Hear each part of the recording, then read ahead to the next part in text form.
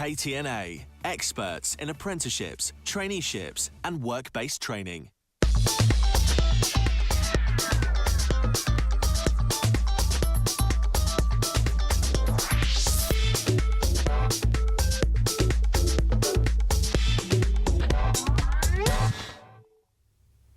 Hello and welcome to Chris & Co, the show looking at what affects business in Kent, with me, Chris Price.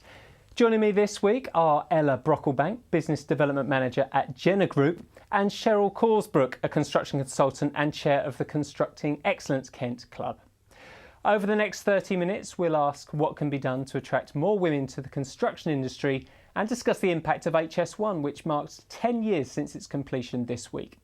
First, we're heading to the village of Stamford near Hythe, where plans for a major lorry park have been scrapped today. The proposals were designed to deal with the build-up of heavy goods vehicles during Operation Stack. In a massive U-turn, the government told the High Court it would not be defending a judicial review due to be held into the £250 million site, set to feature 3,600 spaces. Josie Hannett reports. Just days ago, the government said it was fully committed to go ahead with plans for a £250 million lorry park in Kent. But now, in a massive U-turn which has sparked a feeling of relief to residents in Stamford, the government's announced they'll no longer go ahead with the proposed solution to Operation Stack. It was supposed to be built west of Stamford, and many homeowners were completely against the idea of more than 3,500 lorries being held just metres from their home. When the plans were first proposed in 2015, I spoke to the Isherwood family, who said they were devastated at the thought of the park. This is supposed to be their home for life. I can't even begin to imagine how I'm going to cope with helping them to understand the construction of a lorry park. But thankfully for the residents, the U-turn happened today, much to the delight of campaigners. It's been the power of the people that have actually forced this forward, local support, various companies that were against it as well, and you know, it's a tribute to people. My initial reaction is one of great relief that after 2 years of campaigning, the government appeared to have taken time to reconsider what they were doing in terms of proposing a lorry park at Stamford West, and have come to the decision that it is not the right solution for Operation Stack. It was hoped that the park would have brought an end to the traffic misery that is Operation Stack, affecting drivers across Kent. Freight vehicles have been at gridlock in the past on the M20 for days on end to try and ease the flow at the Port of Dover. New plans will now have to be designed, and this has been handed over to Highways England to carry out. Roads Minister Jessie Norman, in a statement, said, "We know how seriously the lives of Kent residents and the prospects of businesses were affected when Operation Stack was implemented, and we remain fully committed to a permanent solution." Pulling the plug on the park the size of Disneyland will have cost the government a lot of time and money, but that's much to the delight of nearby residents who don't want thousands of freight vehicles taking over their small village. This is Josie Hannett for KMTV. Okay, so what is the impact on business when Operation Stack is in place, which was what this lorry park was designed to deal with? I think it affects many small businesses much worse than larger businesses. I think you look at Western Hanger Castle. I know they suffered really badly with their wedding events and things like that. I think, and just people getting to and from work, really difficult, you know, on the way home. And yeah, really, really awkward. Sure, and I mean, one argument for a lorry park was that in the event of us having no deal on Brexit and us crashing out of the European Union without a customs arrangement, if that would cause big queues at the Port of Dover or at the Channel Tunnel, if we had a lorry park, that would help deal with the problem like that. So, I mean, how high up the agenda should, you know, the next stage now for coming up with another site be for the government, do you think? Pretty high up, to be honest, I would say. I think if anything that impacts local business and costs the economy, it should be huge on the government's agenda, really. And obviously it's a difficult issue, it's a controversial issue. People don't want it in their backyards, understandably so, but these things need to be addressed and things need to happen, so I think it should be pretty high. You're both from the construction industry, which often faces difficulties with people not wanting something in their backyard. I mean, do people need to change their attitude to try and help the county's economy here? I think with the lorry park and the lorries particularly in Kent, I mean, I'm an Ashford resident, and the amount of lorries that are parked around the streets of Ashford, because the lorry park that is there isn't big enough. Even without Operation Stack on, every night there are lorries parked all around Eureka Park. So I think it does affect businesses in that respect. I know the rubbish they leave, and it's just a not very nice place to walk around in the evenings when all of those lorries are parked there.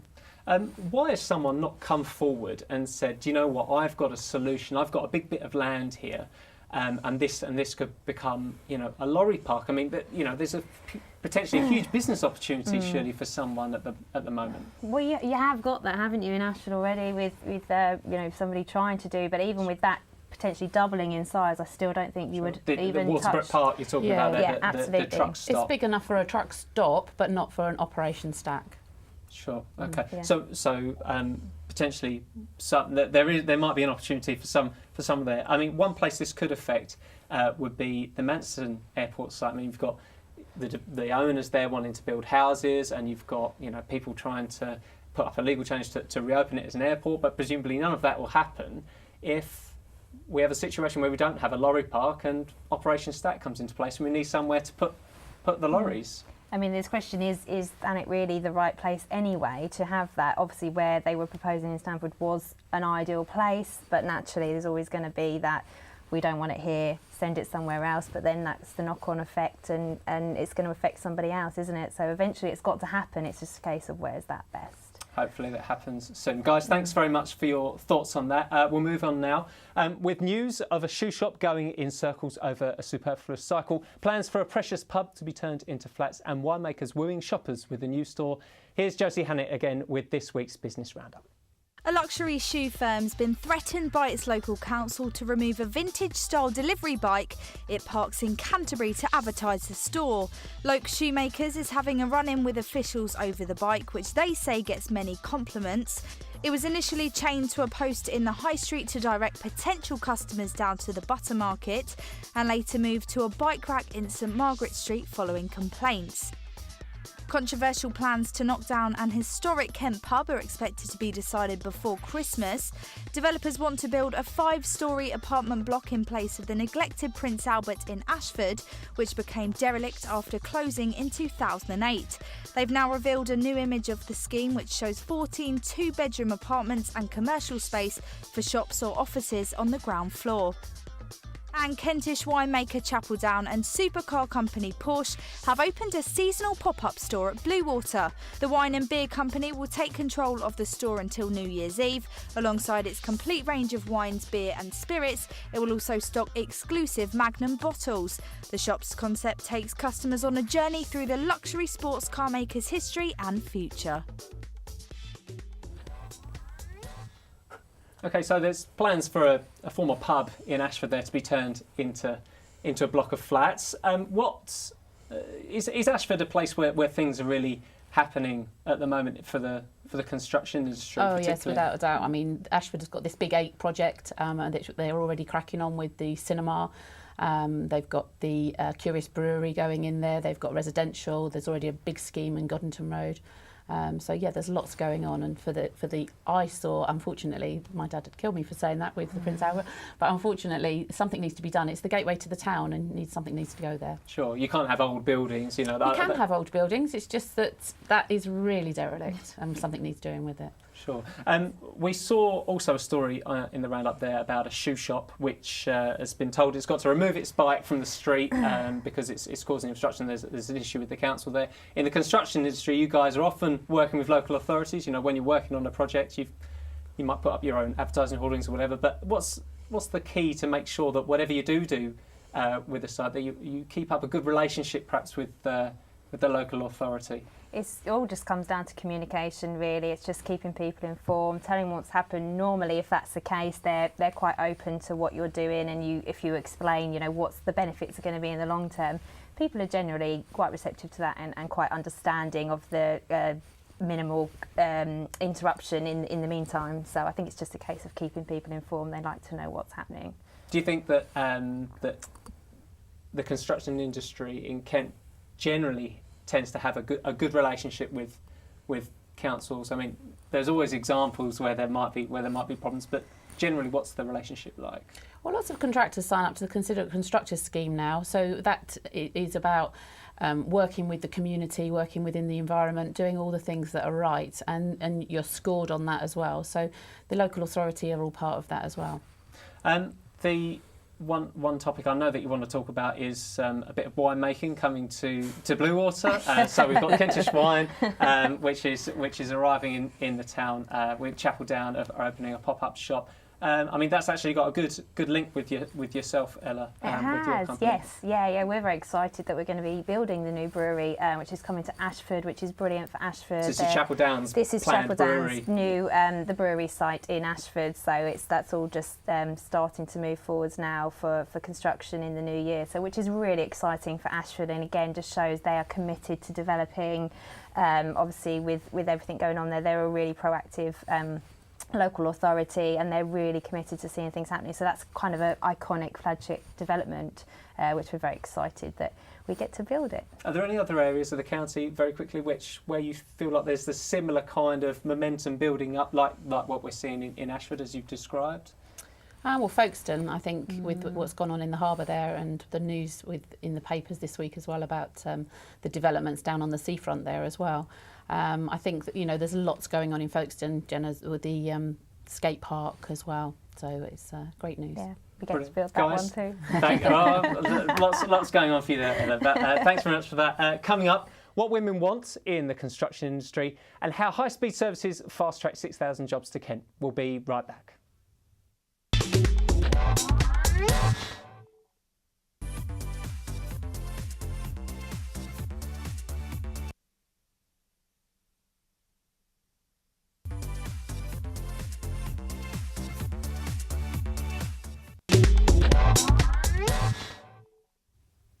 Welcome back to Chris & Co, the show looking at what affects business in Kent, where I'm joined by Ella Brocklebank of Jenner Group and construction consultant Cheryl Causebrook. The construction industry has long faced calls to be more inclusive of women, and with 700,000 workers due to retire over the next 10 years, employers are under pressure to attract more people to the industry to keep up with demand. At present, women make up 11% of the workforce in the UK construction industry. That figure is expected to grow by 2020 up to 26%. Yet attracting more women will be difficult while a gap exists between the pay of male and female staff, with the average hourly rate just £8.04 for a woman. That compares with an average hourly rate of £14.74 for a man. It brings the gender pay gap in the industry to 45.4%. So guys, we'll come to the gender pay gap in a moment, but first of all, why aren't more women joining the construction industry? I think there's a bit of a misconception that it's a man's world, and long it has been, but there's no reason we shouldn't be encouraging more and more females into the industry, and that's in both the professions and getting females out onto site and learning key trades where we need people. When you talk about misconceptions, what about the type of jobs that you do, that kind of thing? I think so. Yeah, I mean, we only had a meeting this morning, a Construction Excellence meeting, where we was talking about people wanting to retire in the next 10 years, and most of the people in the room were of that age group, and talking about new people coming into the industry. And it's not just women, it's boys as well, girls and boys needing to come into the industry. And it's not just about being a bricklayer or carpenter, it's about the architects and the surveyors and all of the other professions that are out there that people maybe don't realise they can do. If they like maths, if they like design, those kind of things. There's lots of jobs to do within the industry. When you see those figures, 11% of people in the construction sector are women. Are you surprised by that? Well, I've seen those before, and 11% is women working in the industry as in an administrative role, not as in a technical role. Right. So it is actually as low as 1 or 2% are actually in a technical role. So yeah, I did question your figures there as well. But yeah, I mean, and how you can increase that to 26% in 2 years, I've no idea how they intend to do that. How then do we get women thinking?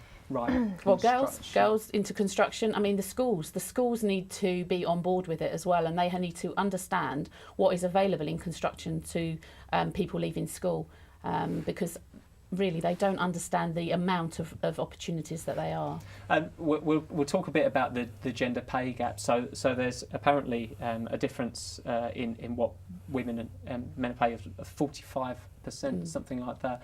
I mean, how does that make you feel when you're a woman working in that sector? It's not just the construction industry. This is a topic that spreads any industry, really, doesn't it? So, but again, it's as Cheryl pointed out, the figures are slightly misleading because you're not comparing apples to apples. It's not like for like. You're not necessarily. It might be a gender pay gap because somebody's a secretary compared to an architect. It's kind of are you comparing the same jobs really and the same pay?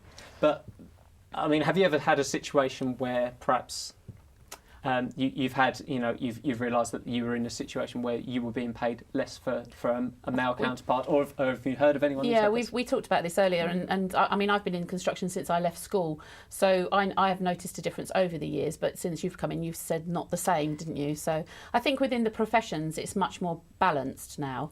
And like Ella said, I think your £8.4 to the £14.74 are for different jobs. It's not comparing the same person doing the same job, perhaps. So it's the issue of getting women to do those more professional jobs then? Absolutely, Yeah, it's definitely, encouraging them, and it's targeting the parents as well, and getting them to encourage their daughters or nieces, whoever, that actually construction, there's so much opportunity there. And like I say, it's not just going out and getting muddy on site. There is the professional trade, such as an architect, a quantity surveyor, which women are ideally suited for, and we just need to keep people coming into the industry doing those roles. Does it create a bitterness at all ever when there is this perception, not just construction, but women in general, that women are paid less than men? Does that create bitterness among women? I don't think at the time they realise. I don't think it's something that you know about until after the event anyway. I don't think you go for an interview thinking, I'm going to get paid less than a man. And I don't think employers now would actually think that they're interviewing a woman and thinking, I can get away with paying her less. So I don't think it's as much bitterness. I think it would be the same in any industry if a woman found out she was being paid less. How on earth would you ever go about addressing the subject? I mean, that would be an incredibly nerve-wracking thing to actually talk about, surely. I think women are so, they're really well respected. I've never come across I've not come across this situation where, you know full well that you're being paid less or anything like that. I think women are respected. We play a very important role. We perhaps think differently, so it's actually complementing the male point of view. So I think it's not really something we're worried about. I think it's more just let's get the women interested and into the industry and coming in, and that will probably naturally change. But I think women if you do a good job, then you're going to be rewarded just the same as a man would. That's a good note to end that topic on. Thanks very much for your thoughts on that, guys. This week marks 10 years since the completion of the high-speed line connecting London and Europe through Kent. The final section of the line for HS1 between Ebbsfleet and the capital was opened on November the 14th, 2007, drastically cutting journey times. It's had a huge impact on business, as Louisa Britton explains. The HS1 service stretches 68 miles from London to the Channel Tunnel, passing through Kent. It was Britain's first ever high-speed line. The route cost £5.8 billion to build. It takes commuters from London to Paris in 2 hours and 15 minutes. And if that wasn't enough, from the capital to Brussels in less than 2 hours. Though it's had many benefits for the people of Kent, the South Eastern service running through Ashford and Ebbsfleet has been criticised by commuters in the past. Season tickets to travel on the line can cost thousands of pounds, and South Eastern has been challenged before due to increased rail prices and some passengers not being able to get a seat despite the pricey tickets. However, the service has made a £311 million contribution to Kent's visitor economy since the launch of the domestic services in 2009. It's also believed to have created and supported nearly 6,000 jobs in the last 7 years. OK, so how has HS1 changed the county of Kent since it was completed 10 years ago? Well, I watched a report on the television last night, and they was talking about the amount of people on the HS1, and now you can't get a seat on there in the morning. So really, really busy, and a lot more people are actually going to London. But for the industry, it's the skills gap again, because people are travelling into London because it's much easier and much quicker. So it's again trying to find people in Kent to actually come and work. Sure. Yeah. Are there areas of that the construction industry looks at in relation to high-speed one? I mean, has the high-speed link made certain areas more viable in the construction sector than? I think Ashford's prime example of that, kind of case in point, really, isn't it? That's such a vibrant county, a town that is really, really pushing forward, and I think the high-speed link massively benefits them in terms of people being able to live and work there, and encouraging people down from London to come and do business, and I think that's probably a prime factor behind why they're such a proactive HS1 town. Claims that it goes, not just Ebbsfleet and Ashford, but it says, that it runs right across the north of Kent, that you can get a train into London. But perhaps, from the discussion there, it doesn't sound like perhaps it's had that impact on those parts of the county, and perhaps should it have done? I think it will. I think it will do when the Ebbsfleet, the Garden City's finished, because obviously we've only just started building houses there now. So it's taken quite a long time to get that through planning and out. And then obviously you've got the London Resort that's going to be up there as well. So people will be able to come out of London to go to the theme park, and all of that's going to go happen there as well. So it's great for construction. There's loads going on in North Kent. Yeah, it's hugely positive and encouraging investment in our town. So it's going to happen with Folkestone as well. That's going to be a critical, that people could potentially live in Folkestone and commute it back into London if they need to work. So that's going to be very important to the development of the seafront there as well. Brilliant. Guys, thanks very much for your thoughts on that. Before we go, we just have time to reveal our number of the week. And this week's number is 240. That's the amount which the claimant count has risen in coastal areas across Kent in the last month.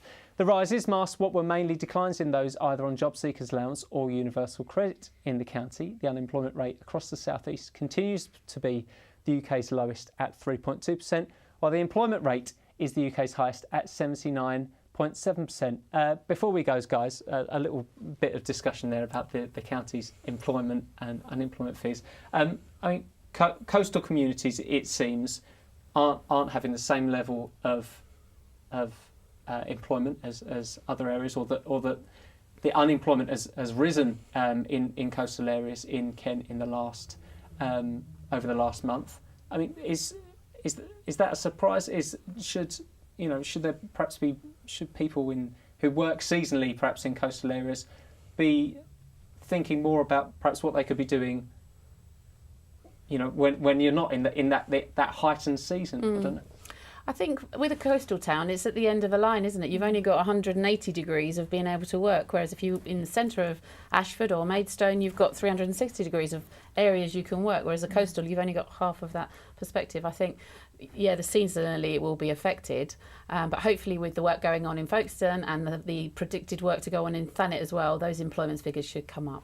That's brilliant. But guys, thank you very much for coming on the programme today. It's been great to have you on. And that's it for the latest edition of Chris & Co, our show looking at the issues affecting business in Kent. You can keep up to date with all the county's latest business news at kentbusiness.co.uk. But for now, thanks very much for watching. Have a very good evening. Bye-bye.